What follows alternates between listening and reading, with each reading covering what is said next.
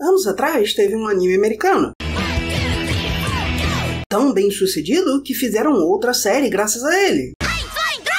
E teve Jovens Titãs em ação. Eu nunca vi muito, achei que não era pra mim. Mas aí, alguém atacou nosso amigo e colega crítico, Masterpiece. Ele falou de Fox My Life, o animador deu uma de Star Giant e fez um retorno de Slade pra fingir ser atacado. Só que quando eu vi o episódio, foi mais que eu esperava. O que Fox My Life fez é o que acusaram os Jovens Titãs de ter feito. I don't need your backhanded compliments, hoe ass, fucking horse ass, bitch.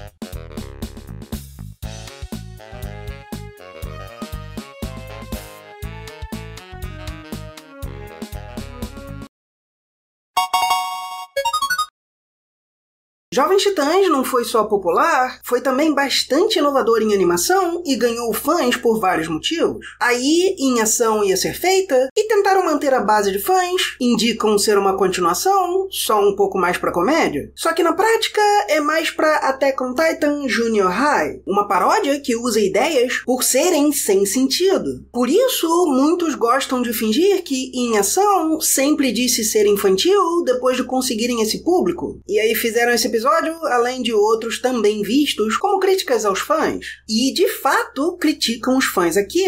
Robin anuncia que o vilão mais popular deles teria voltado, todos são canastrões, crítica a quanto foco ele recebe, e só aí temos a história de verdade. Eles realmente esfregam na cara da audiência que os ouviram, não vão fazer, é uma má ideia, junto com o caso do Robin Estelar, e dão uma festa por Slade ser derrotado, levando com ele tudo que os fãs queriam. Só que tem mais aqui. Não é um exagero associar as ideias na história a como eles veem os fãs, mas fica ainda mais interessante quando se dá todo o benefício da dúvida. Por quê? Porque provam que é a atitude errada. Tem dois roteiristas e parece que um escreveu, sabe, um episódio e o outro só Sherlockou a audiência. Cyborg e Mutano querem um palhaço, mas não gostam do show. Dizem que ele é muito infantil e cria um líquido que o deixa radical, e ele sai mudando séries e brinquedos para versões radicais. Radical, para os mais novos, era a palavra usada nos anos 90. Super radical tá chegando na pista. Para tentar fazer tais jovens acharem algo maravilhoso. It's radical. Por marqueteiros que não sabem que Lobo é uma paródia, ou porque Pucci foi retirado do desenho do desenho. Cartoon! Não esse. Robin diz ser nostalgia e vai ser vítima do palhaço transformado, o que até Ravena vai achar engraçado. Ou seja, violência pode ser engraçada, mas aqui não é. E talvez por isso, Cyborg faz questão de explicar a piada mal feita. Ainda por cima, temos Ravena, o infeliz contraponto, dizendo que palhaços são para crianças e que programas infantis são sagrados. Ela vê a versão deles de My Little Pony, então suponho que é pra dizer não ser nostalgia ou não ser ruim gostar de coisas infantis. Infantil ser sagrado parece algo que os criadores fingiriam ouvir dos fãs, não? Ela vai se irritar profundamente ao ver que Diminuto Cavalinho virou Dark depois de um menu de DVD, sei lá por quê. E diz que o vilão tem que lembrar como era. Todos vão como palhaços, ele ri, mas não funciona. Ou seja, formas diferentes de humor não se excluem. Não me entenda mal, é bem fácil ignorar qualquer coisa aqui depois de cuspirem na audiência logo de cara. E ainda terem Cyborg dizendo que palhaços têm que ser adequados para a idade, e Mutano dizendo que não pode ser criança para sempre, porque não existem palhaços para outras idades. Mas a solução é a Estelar socar o vilão, dizendo que nunca vai confiar nos palhaços depois de ter medo ao longo do episódio. Falando claramente, o palhaço é o show. Aliás, a rotina do palhaço era infantil. Robin diz ser clássica, mas ele só joga pinos pra caírem nele. Robin deve saber, já que vai fazer mais que isso no final. A substância que deixa tudo radical é a segunda tentativa. A primeira é parecida, mas deixa açucarado, como se pra meninas dos anos 80. Ou seja, estamos falando de exagero em adaptações. Vendo como o radical se espalha, parece ser sobretudo sobre como quando Batman fez sucesso e, em vez de tentar o equilíbrio que a série tinha, levando a um universo animado, todos só foram para o realista com todas as aspas possíveis. Eu suponho que a metade melhor nos diz que deveríamos ler criticamente,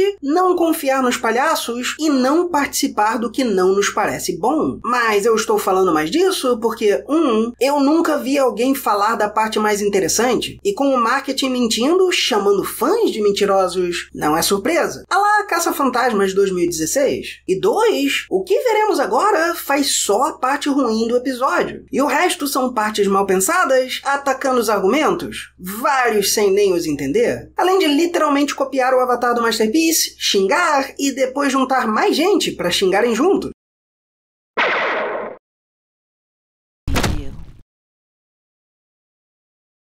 Primeira parte, os personagens terminam o show quando um cavalo de cores familiares aparece e diz querer fazer uma resenha do show, o que é meio desonesto. O Master comentou numa postagem do criador de ter resenhado a série, sim, não é a mais comum das práticas, mas muitos criadores menores podem se beneficiar assim. O resenhista pode ganhar mais views, a série pode ganhar mais atenção. Além disso, metade da crítica dele aqui é fingir que falar movimento seria errado. Some of the worst animation, I mean, movement. I know our movement is not quite fluid. Não fale de movimento. Porque separar partes menores e maiores da animação seria ruim?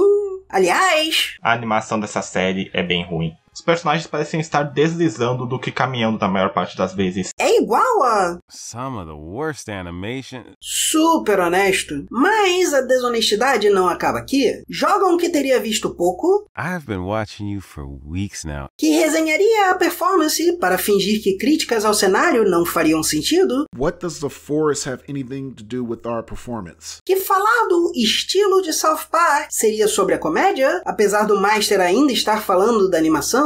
Aliás, eles jogam que a animação está melhorando como se a questão fosse esforço, que o Master disse ver no show. Deu pra ver que tem esforço aqui. E meio que dizem que as séries de antes são inferiores, se não todas as séries que usam bonecos ou imagens paradas. What'd you say, Paul? Tem duas outras questões diferentes. Uma é que pode haver um erro de tradução. O Master falando "eu não vou mentir" pode ter soado como "eu vou ser bem honesto", que o cavalo diz. Há quem use expressões assim para camuflar ataques, mas ainda assim, a ideia era que seria direto, e nada indica que próprio Josh aqui fale português. A segunda é que Master fala de fazer histórias que funcionem para o estilo, mas parece que próprio Josh achou ser sobre a comédia. É sobre planejamento. Você quer alguém caindo na água, a água vai se mover. Não quer mover a água? Faz fora da câmera. Tem uma parte com os personagens andando no fim que é longa sem motivo. Se quer o tempo, talvez faça algo mais para não ser monótono. Você controla a câmera. A ideia é planejar melhor. E terminamos com a raposa reclamando de só ter um elogio e o cavalo achando que fez algo bom e que era um agradecimento sincero. O velho argumento do equilíbrio,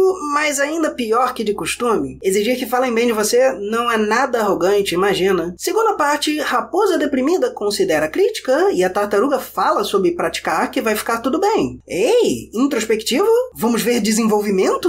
Espera sentado. A tartaruga fala que querer ser como South Park é só por causa dos palavrões. Eles vão para o tal Parque do Sul, onde vemos 2 bichos passando, um animado como em South Park. Então Josh sabe como animar e o outro que mal se mexe, então talvez não. Depois da tartaruga falar de serem hilários e terem mais fãs, vemos a versão dele dos 4 garotos e é doloroso. O Cartman chama o Kyle de Shrew, porque rima com judeu. Porque esse animador não se deu ao trabalho de achar uma piada que coubesse, ele só rimou. Porque eles têm barrigas de trapézios? Você desenhou por cima dos modelos? Caprice de Noel, tá vendo isso e ficando com vergonha. Eu confesso que a piada do cocô quase funcionou, meio que porque cabe no estilo. Falam de ter um Mr. Hank, olham pro cocô e aí dizem ser do Cartman. Digo Fartman. Como ignorar essa brilhante paródia? Noites mal dormidas, dias lendo um tesauro. Já não vai com a minha cara? Não ele. Mas a pausa estraga um pouco. É só pra dizer que são diferentes, que South Park está sendo político e que só um burro pensaria ser parecido. Só que, como dito, Josh não entendeu a ideia. Terceira parte, uma loba diz que eles dois não são dali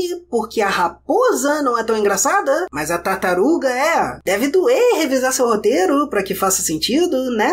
E aí convidam ela pra se juntar a eles por ter muitos fãs e mostram os pássaros. Eu assumo que isso já foi estabelecido porque, por si só, não faz sentido. Indiferentemente, a raposa fala de ter só homem no grupo dele e que talvez as resenhas seriam melhores se ela fizesse fizesse parte? É meio que do nada. Parece que Josh pôs isso aqui porque acha ser o que críticos querem ver, em vez de um balão vermelho. É como South Park ser político ao falar de incêndios. Quem falaria de incêndios numa floresta, né? Mas ele diz que ela tem fãs. Faz sentido convidar ela, sendo mulher ou não. Você prova sua própria miopia. Finalmente, quarta parte, Raposa Deprimida. Tartaruga diz terem se passado meses. Todos foram lançados ao longo de um mês e não parece ter havido intervalo. Antes que pensem ser alguma representação genuína de como o criador se sentiu. Fãs falam de adorar o show. Quem será que escreveu? E quando acaba, o cavalo volta, elogia eles e todos xingam. E parece por um nanosegundo que isso foi por algum motivo, quando o lobo fala que...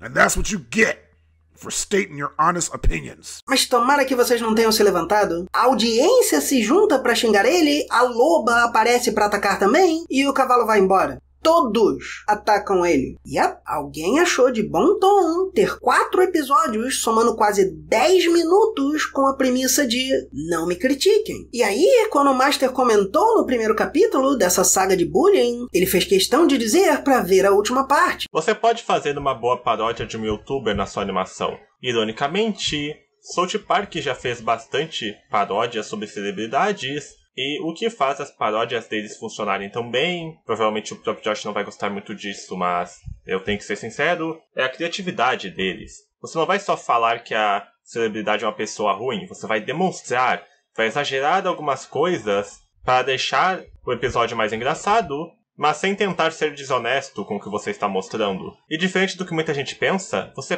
pode não apenas fazer com celebridades, mas com youtubers também. Vejam, por exemplo, The Enigmatic Mr. Exit e Saberfart. O Enigmatic Mr. Exit era originalmente uma paródia do Mr. Enter, que o canal Mobile Studios fez, e depois ele mudou um pouco o foco para ser mais uma paródia de resenhas em geral, mas se você for ver as paródias dele, elas são realmente muito bem feitas, bem construídas, e ele coloca o personagem dele exagerando em alguns pontos como um crítico raivoso, mas ainda tem como você ver e falar: isso aí faz sentido, parece que a resenha dele é uma resenha e não só uma paródia. Outro youtuber que eu mencionei, o Saberfart, ele já exagera muito mais, ele coloca várias piadinhas estilo LS Mark ou Hot Diggly Gibbon pra zombar na maioria dos casos. É uma paródia tão bem feita que você percebe que lá não é uma resenha, é uma paródia do que as pessoas acham que são essas resenhas. Então acaba entretendo mais por essa questão. Você não tá lá pra ver a resenha, você tá lá pra ver como que ele faz o próprio personagem e o universo dele. Eu acho que é basicamente isso que eu tenho pra falar. Eu não pretendo fazer um vídeo sobre essa minha aparição em Fox My Life. Eu pretendia fazer, mas meio que eu percebi que, não vale a pena. Mas eu achei que eu podia contribuir com esse vídeo com alguns desses meus comentários, então... aí estão. Eu tenho certeza que ele não se vê como um bully quando junta todos pra atacar alguém. Eu tenho certeza que ele não acha desonesto distorcer as coisas, nem acha incrivelmente estúpido assumir que entende outra língua, bem, se literalmente distorce tudo pra fingir ter razão. Eu tenho certeza que não faz ideia de quanto mente pra si mesmo. Eu só vi esses episódios e o primeiro. Eu não estou criticando a série, mas eu sei que ninguém que faz isso realmente merece atenção. Eis quão vergonhoso o que você fez é. Isso é o que você ganha quando tenta humilhar alguém. Eis um vídeo mal feito meu. Vamos ver quão mal pensada vai ser a sua versão pra fingir que distorcer tudo é ok se você jogar que sabe estar errado.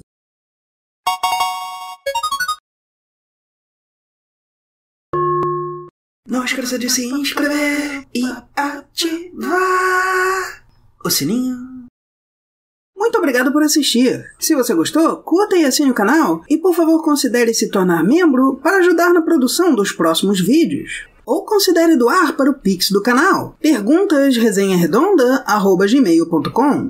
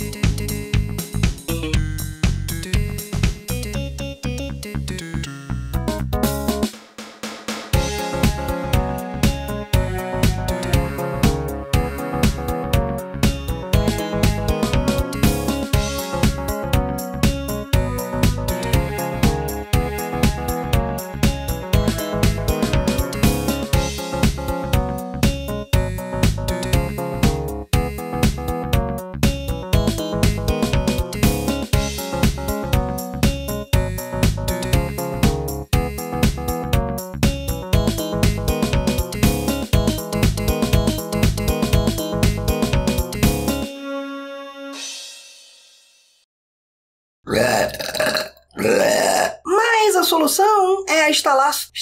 Ela é um ovo.